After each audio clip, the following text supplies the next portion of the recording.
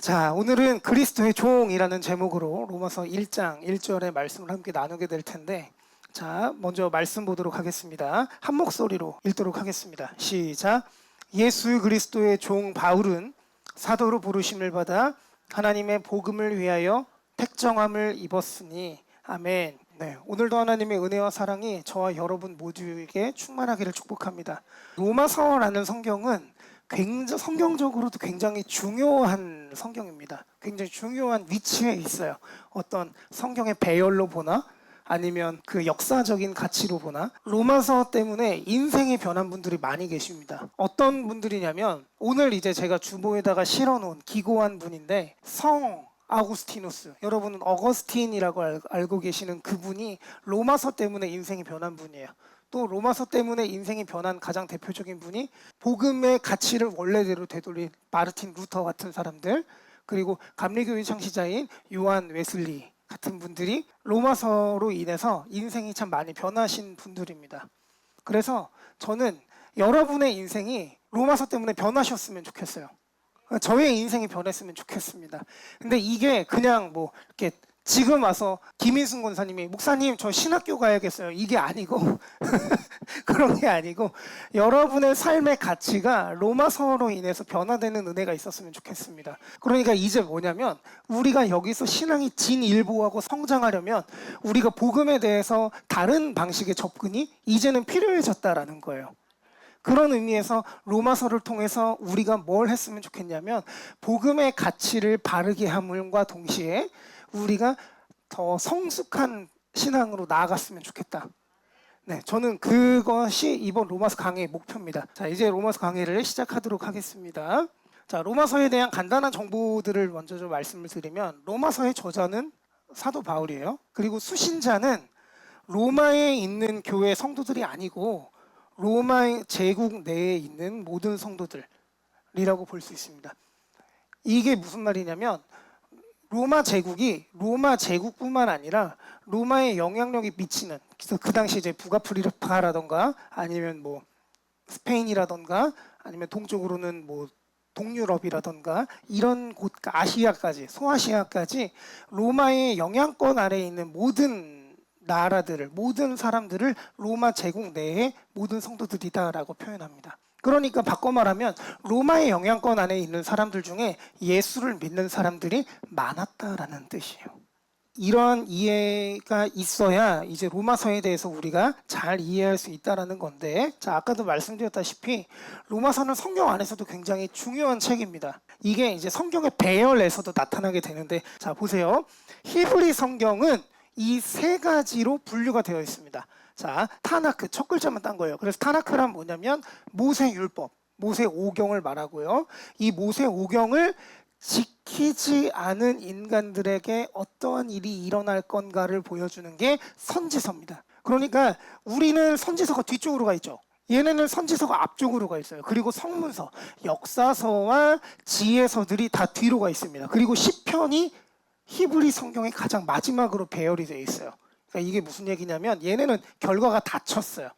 하나님의 율법을 하나님이 말씀해 주셨고 우리에게 주셨고 그 율법대로 살지 못하는 자들에게 어떠한 일이 일어나는가, 어떠한 저주가 임하게 되는가, 그리고 이 하나님의 율법대로 살아가는 자들에게는 어떠한 복이 임하게 되는가를 보여주는 게 타나크의 순서라고 볼 수 있습니다. 히브리 성경은 뭐라는 거냐면 우리가 율법을 지킬 때 복을 받는다라고 말해요. 율법을 지키면 복을 받습니다. 시편 1편 1절에도 나와 있어요. 복 있는 사람은 악인의 꾀를 쫓지하며 죄인의 자리에 서지 아니하고 오만한 자의 자리에 앉지 아니하고 오직 여호와의 율법을 즐거워하여 그 율법을 주야로 묵상하는 자로라라고 시편이 이야기하고 있어요. 그러니까 율법을 지키면 복을 받아요. 그런데 문제는 여러분 이거예요. 우리가 율법을 지킬 수 있어요? 없다라는 게 문제입니다. 그래서 우리가 보는 성경은 배열이 좀 다른데, 자, 보세요. 모세오경은 똑같죠. 하나님이 율법을 우리에게 제시를 해주셨습니다. 그런데 인간의 역사 속에서 이 율법이 지켜진다, 안 지켜진다? 안 지켜져요. 그래서 다시 한번 이 율법을 지키는 자의 모습에 대해서 지혜서를 통해서 우리에게 보여줍니다. 그런데 우리가 그 율법을 지켜야 못 지켜요? 못 지킨단 말이에요. 그래서 선지서를 통해서 계속해서 우리에게 강조하시는 건 뭐냐면 너희가 율법을 지키는 것으로는 너희가 은혜를 받을 수 없기 때문에 복을 누릴 수 없기 때문에 너희에게 메시아를 보내주겠다라는 게 구약의 내용입니다. 자, 그러면 구약의 전제는 뭐예요? 우리가 율법을 지킨다 못 지킨다? 못 지킨다라는 게 전제예요. 그래서 구약과 신약의 내용은 다르게 전개가 되는데 구약의 내용은 뭐냐면 오실 메시아와 율법에 대해서 이야기를 해요. 구약은 예수님에 대해서 이야기하는 거 아니에요? 맞아요. 예수님에 대해서 이야기를 하고 있습니다. 그런데 이 예수님께서 왜 이 땅에 오셔야 되는가? 바로 율법을 지키지 못하는 인간 때문에 예수께서 이 땅에 오셔야 된다는 거예요. 그래서 율법은 우리가 죄인임을 깨닫고 메시아가 우리에게 필요하다라는 것을 인식하게 만드는 것이 바로 구약의 메시지입니다. 자, 율법을 지키는 자에게는 복이 임해요. 그러나 우리가 그 율법을 지킬 수가 없어요. 왜냐하면 하나님과의 관계가 깨져버렸기 때문에. 그래서 하나님과의 관계를 회복시키기 위해서 메시아가 오셔야겠구나라는 게 구약의 골자라고 말씀을 드렸습니다. 그래서 신약에서는 이 메시아가 오셨죠. 오셨고 승천하셨고 이 메시아가 뭐 하실 거다? 다시 오실 거다라고 말하는 것이 신약이에요. 이게 신약의 배열입니다. 그래서 신약의 배열은 어떻게 되느냐? 사복음서와 사도행전, 역사서로 한 뭉치를 이루고 그 다음에 로마서를 비롯한 서신서들이 그 뒤를 자리하고 요한계시록까지 나가게 됩니다. 왜 이렇게 되냐면 신약의 배열은 이런 것과 같아요. 사복음서와 사도행전을 통해 무엇을 이야기하고 싶은 거냐면 기독교의 사실성에 대해서 이야기를 하고 싶은 거예요. 예수가 부활하셨다라는 것에 역사적인 어떤 사실들을 증명하고 싶었던 겁니다. 그 당시에. 그리고 그러한 예수 그리스도에 대한 복음에 대한 바른 이해와 복음을 받아들인 성도들의 삶에 대해서 다루는 것이 바로 서신서예요. 그리고 바른 복음을 믿고 바른 삶을 산 성도들에게 어떠한 복이 임할 것인가를 보여주는 게 요한계시록입니다. 그러면 이 가운데에서 로마서가 가운데에 있다라는 것은 굉장히 중요한데 왜냐하면 예수 그리스도가 부활을 하셨어요. 그런데 이 부활이 진짜인지 아닌지를 모르겠는 거예요. 그리고 그 당시에 복음적으로 너무 혼란스러웠던 거죠. 그래서 이것을 정리할 것이 필요하겠다. 그래서 성경의 배열로 봤을 때 바울이 이제 편지를 쓴 시기들을 보면 사도행전 다음에 바로 데살로니가 전서가 나왔어야 되는데 그렇게 하지 않고 로마서가 바로 뒤에 나온 이유는 뭐냐? 이 로마서야말로 서신서 중에 백미이자 가장 중요한 책이기 때문에 그런 거예요. 복음의 정수를 가장 잘 정리한 책이다라는 게 로마서라는 겁니다.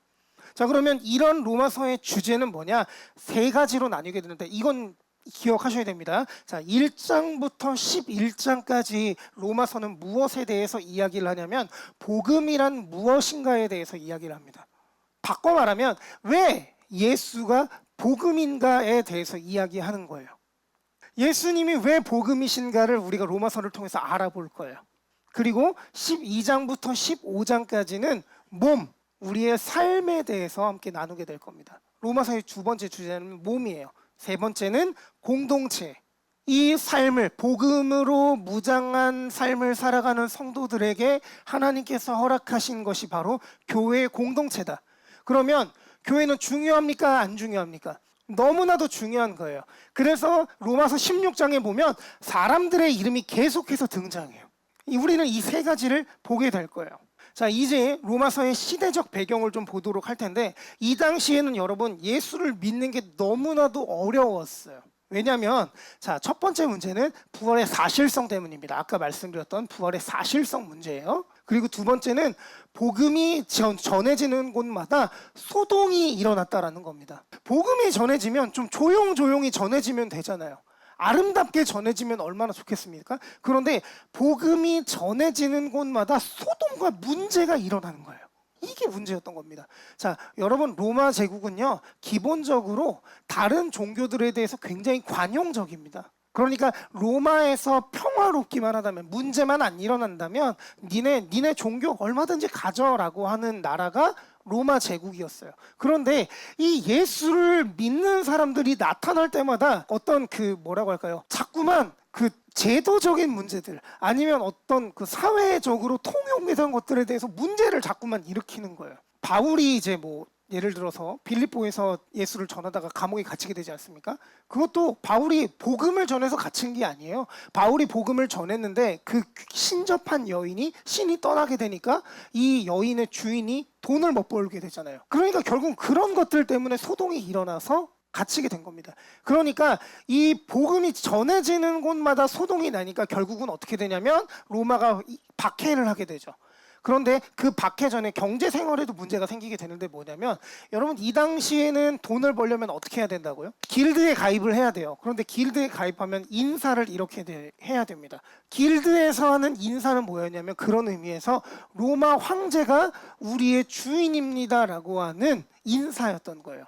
그러니까 기독교인들이 이것에 대해서 인정을 할 수 있어요? 없어요? 할 수가 없죠. 그래서 자꾸만 어떤 사회적으로 경제활동을 하지 못하니까 기독교인들 중에 굶어 죽는 사람들이 나타나게 되고 삶이 너무 피폐한 거예요. 그런데다가 로마의 박해 문제, 계속해서 이렇게 로마가 기독교인들이 문제를 일으키게 되니까 어떻게 해요? 로마 제국 밖으로 기독교인들을 쫓아낸 거예요. 심지어는 로마 시민권자들도 로마 밖으로 쫓아내게 됩니다. 그때 쫓겨남을 당한 사람들이 누구냐면 브리스길라와 아굴라 그리고 바울이었어요. 그러니까 이런 문제들, 그리고 클라우디우스 황제가 로마에서 이 그리스도인들을 쫓아내기 시작했는데 진짜 핍박은 언제부터 시작이 되냐면 네로 황제, 서기 67년 네로 황제의 로마 대방화 사건 이후에 기독교인들이 이루 말할 수 없는 핍박을 당하게 되는 거죠. 뼈를 톱으로 켬을 당하고 사자에게 먹이로 던져주게 되고, 이러한 박해와 이런 어떤 신앙적 흔들림과 아니면 어떤 소동과 경제 생활과 이 모든 것들이 예수를 믿기가 어렵게 만드는 거예요. 오늘날 우리가 말하는 것과는 너무나도 다르죠. 우리는 이 땅에서 예수를 믿으면 뭐 한다고 이야기해요? 복 받는다고 이야기한단 말이에요. 예수 믿으면 돈 잘 번다고 이야기를 해요. 예수 믿으면 우리의 일들이 잘 된다고 이야기합니다. 그러나 정작 이 당시에는 예수를 믿는 자들에게 이 예수를 믿는다라는 건 자신의 삶을 건 결단이었던 거예요. 그러니까 내가 잘 먹고 잘 살기 위해서가 아니라 예수가 그리스도라는 이 사실을 부정할 수가 없을 정도로 너무나도 가슴 깊이 믿어졌기 때문에 이것을 거부할 수가 없었던 겁니다. 예수를 믿는다라는 건 그런 의미였어요. 그런 의미에서 볼 때 여러분, 우리는 예수를 바르게 믿고 있는가를 한번 돌아봐야 됩니다. 로마서를 통해서 돌아보게 될 거예요. 그러면 로마서를 바울이 왜 썼겠어요? 바울은 로마 교인들 얼굴 본 적 한 번도 없어요. 단 한 번도 본 적이 없어요. 그런데 왜 로마서를 기록을 했겠냐는 거예요. 한 번도 본 적도 없는 사람들을 위해서. 자, 두 가지인데, 자, 첫 번째 읽어보겠습니다. 시작. 신앙이 흔들리고 있는 그리스도인들을 격려하기 위함이다. 이러한 핍박과 부활의 사실성과 여러 가지 논쟁들 가운데 그리스도인들을 격려하기 위함, 너희가 얼마나 은혜 받은 존재인가를 보라라는 거예요. 그리고 두 번째는 바른 복음을 세우는 게 목적이었던 거예요. 그러니까 이 당시에 신학적으로 정리가 안 됐을 거 아니에요. 뭐 삼위일체론부터 시작해서 부활이나 아니면 예수가 하나님이냐, 뭐 인간이냐, 그리고 뭐 할례를 받아야 구원을 받냐, 안 받냐, 이런 논쟁들이 계속 있었단 말이에요. 그래서 이러한 것들을 정리를 해야 될 필요성이 있었다. 그래서 이것들을 정리하기 위해 쓴 책이 바로 로마서다라는 겁니다. 자, 이러한 배경으로 로마서 강의를 우리가 시작하도록 할 겁니다. 예수 그리스도의 종 바울은 이라고 되어 있어요. 자, 여러분, 우리가 이 종이라고 하니까 예수 그리스도의 종 하면 어떤 의미가 생각나세요? 하인, 그쵸? 노예는 여기다 썼으니까 여러분이 노예라고 생각하신 거고, 영어 성경도 사실은 이거를 노예라고 번역을 안 하고 servant, 종이라고 번역을 합니다. 왜냐하면 이게 그 당시 성경을 이제 번역하던 당시에 어떤 사건 때문에 그러냐면 노예들이 많았잖아요. 그래서 그런 어떤 시대적인 아픔들 때문에 의도적으로 둘로스라는 단어를 슬레이브가 아니라 서번트, 노예가 아니라 종이라는 단어로 번역을 하긴 했는데, 저는 여러분과 동일하게 둘로스, 노예입니다. 노를 젓는 종을 둘로스라고 하는데, 저나 여러분이나 뭐라는 거예요? 그리스도의 노예라는 거예요. 여러분, 노예에게 어떤 의지가 있습니까? 없어요. 노예는 자기 의지가 없는 존재가 노예예요. 노예는 자기 생각이 없이 살아가는 존재가 노예예요. 노예는 누구의 소유예요? 주인의 소유예요. 자기 인생이 아니에요. 그런데 우리가 예수를 믿으면서 생기는 문제들이 뭐냐? 내가 내 인생을 내 거라고 생각하고 내 돈, 내 집, 내 삶, 내 거라고 하니까 우리가 자꾸만 뭐가 생겨요? 문제가 생기게 되는 겁니다. 여러분, 그러나 우리는 그리스도의 노예된 존재입니다. 그런데 여기에서 노예라는 것은 조금 더 부드러운 의미를 가지게 되는데, 노예가 노예지 무슨 부드러운 노예냐? 부드러운 노예가 어딨냐? 지금부터 잘 들어보십시오. 여러분, 귀뚫은 종이라는 이야기 들어보신 적 있으시죠? 제가 예전에 이야기한 적도 있는데, 이 기본적으로 이 이스라엘은 가난한 사람들이 많았기 때문에 자신들의 먹고 살 것을 위해서 누군가의 노예로 들어가게 됩니다. 그리고 6년을 살아요. 노예로 6년을 지내고 7년째가 되면 이 노예는 주인에게서 자유함을 얻어요. 자, 그런데 자유함을 얻었는데 문제가 생겼어요. 뭐냐면 이 노예가 주인을 사랑하게 된 거예요. 주인을 사랑하게 되고, 그리고 어쨌든 이 주인 안에서 이룬 것들이 많이 있어요. 그래서 이 주인에게 노예가 이렇게 이야기하는 겁니다. 저 당신에게 제가 주인님을 너무 사랑해서 평생토록 주인의 노예가 되도록 하겠습니다 라고 해서 귀에다가 이제 피어싱 같은 걸 하게 된 거죠. 그런데 특히 이 귀뚫은 종이라는 것은 뭐냐면, 내가 종신적으로 당신 노예가 되겠습니다. 이것은 당신을 향한 나의 사랑의 표현입니다 라는 거예요. 그러니까 자발적인 노예가 되는 거죠. 여러분, 우리는 주인 되시는 하나님을 사랑하는 자발적 노예입니다. 여러분, 자발적 노예시죠? 여러분, 주님 사랑하십니까? 그렇다면 우리가 자발적으로 주님을 사랑해서 주님의 소유가 되었기 때문에 하나님께 구속된 복된 존재라는 거예요. 그런데 여러분, 노예가 삶이 그렇게 팍팍해요? 생각해 보세요. 그 당시는 먹고 살기 어려운 시대였어요. 주인 아래에 있을 때 이들은 먹고 사는 문제를 다 해결받을 수 있어요. 뭐만 하면 돼요? 주인의 말만 들으면 돼요. 왜냐하면 먹고 사는 걸 주인이 다 해결해 줬기 때문에 그렇습니다. 여러분, 사랑하는 존재에게 구속된 것이 얼마나 복입니까? 그런 의미에서 우리는 하나님께 구속되었기 때문에 가장 복된 존재가 되었다는 것을 기억하시기 바라요. 이게 성경이 말하는 노예, 의지입니다. 그러면 노예로 살만하죠? 별로 노예라니까 어감이 별로 안 좋으신 모양인데, 그리스도의 노예됨이 저와 여러분 모두에게 복임을 기억하시기 바랍니다. 네, 계속해서 말씀을 좀 보도록 하겠습니다. 자, 사도라고 되어 있어요. 바울이 그런데 여러분, 이게 자신이 사도로 부르심을 받았다라는 걸 강조하고 있거든요. 그런데 바울이 모든 성경에 자기가 사도로 부르심을 받았다라고 쓰지는 않아요. 빌립보서 같은 성경은 사도로 부름받았다라는 걸 안 써요. 왜 그랬냐? 그러면 바울이 이렇게 썼다라는 건 바울이 자신의 사도권을 보호하기 위해서 내가 사도로 부르심 받았어 라고 쓴 겁니다. 사도는 예수님을 실제로 접하고 예수님의 가르침을 직접적으로 받은 존재여야 됩니다. 그리고 예수님께 사도로 임명을 받아야 돼요. 자, 그러면 이 당시에 사도는 몇 명밖에 없어요? 12명밖에 없죠. 원래 바울은 사도가 아닙니다. 그런데 바울은 예수님을 경험하고 예수님께 배웠어요. 그리고 사도로서 파송을 받았습니다. 언제? 다메섹 도상에서. 다메섹으로 가는 길 위에서 예수 그리스도를 경험한 거예요. 종말론적으로 경험하고 예수께서 그에게 직접 말씀하시고 사도로서 삶을 살아가게 하신 거죠. 그런데 여러분, 바울이 사도권을 이제 자꾸만 이야기하는 이유가 뭐냐면, 바울 자신이 전하는 복음을 위함이었습니다. 그러니까 복음이 복음다운 가치를 가지기 위해서, 자신의 복음이 진짜라는 것을, 자신의 복음이 정말 가치가 있다라는 것을 사람들에게 천명하기 위해서 자신의 사도권을 보호해야 됐던 거예요. 바울은 자신의 어떤 사도권이 부정됨으로써 자신이 전하는 복음의 가치가 훼손되는 것을 막고자 했기 때문에 자신의 사도권을 계속해서 강조했던 겁니다. 이것은 우리가 로마서가 끝나고 나면 바울 서신을 지금 볼까 계속 고민 중이긴 한데, 바울 서신을 통해서 계속해서 볼 수 있을 겁니다. 자, 계속해서 볼게요. 그리고 이 사도로 바울이 부르심을 받았다는 거예요. 자, 바울의 이 부르심은 누구로부터 부르심을 받은 겁니까? 그리스도에게 부르심을 받은 거예요. 자, 여러분, 오늘날 살아가는 우리는 사도입니까? 아닙니까? 아니죠. 우린 사도가 아닙니다. 사도적 전승을 받은 적도 없어요. 그러나 우리가 사도들과 동일한 것은 뭐냐면, 그리스도의 부르심을 입었다라는 것에서 우리가 사도들과 동일한 부르심을 받은 존재라는 거죠. 자, 분명하게 해야 됩니다. 저는 사도가 아닙니다.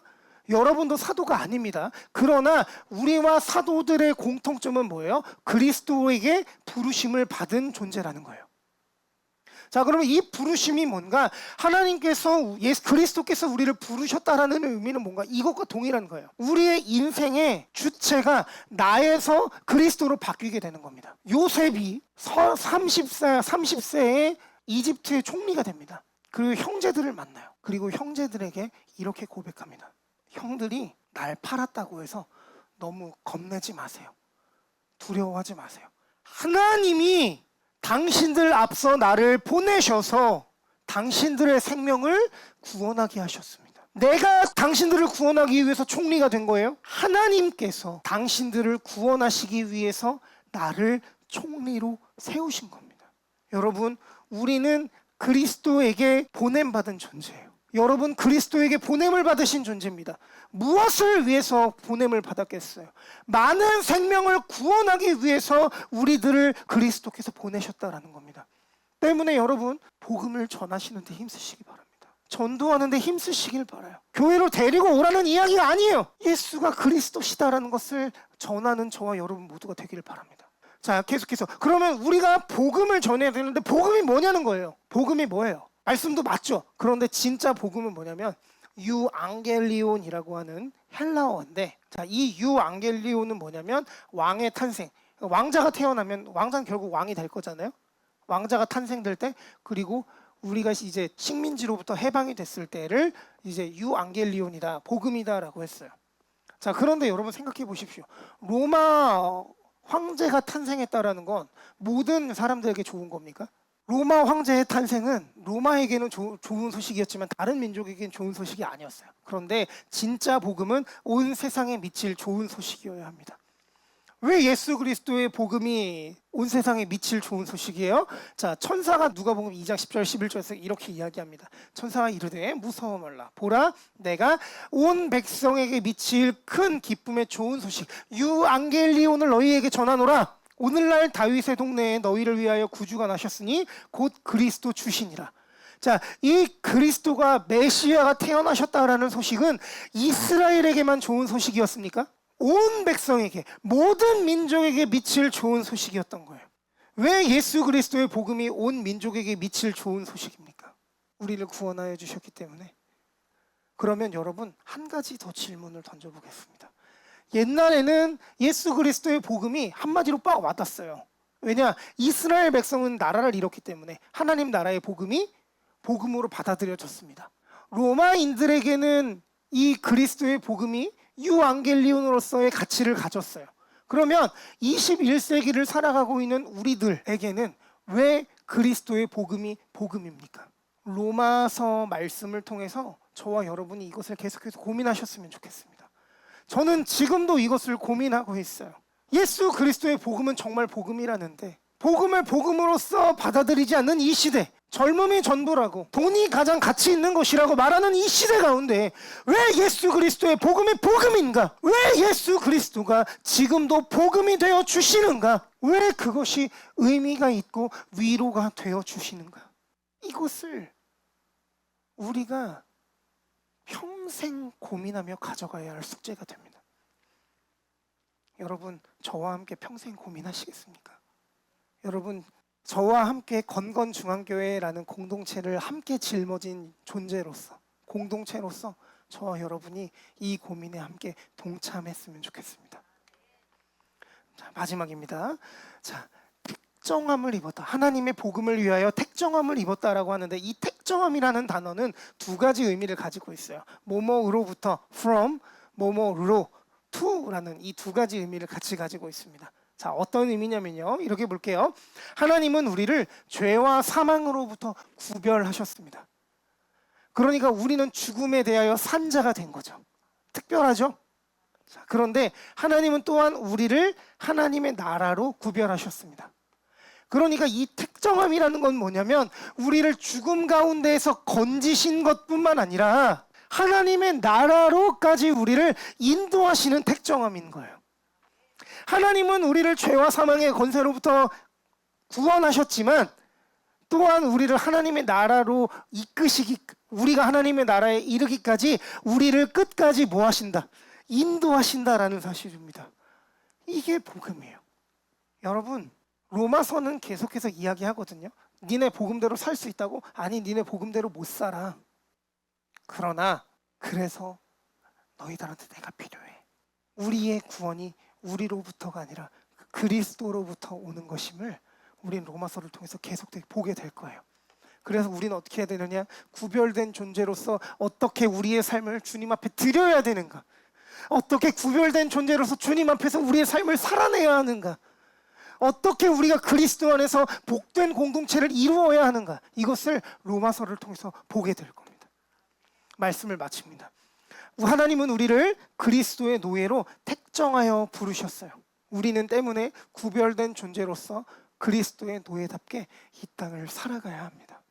우리가 복된 노예임을, 하나님의 은혜로 말미암아 구속된 존재임을 기억하고 그 삶을 기쁨으로 살아가는 저와 여러분 모두가 되기를 예수님의 이름으로 축원합니다. 기도하겠습니다.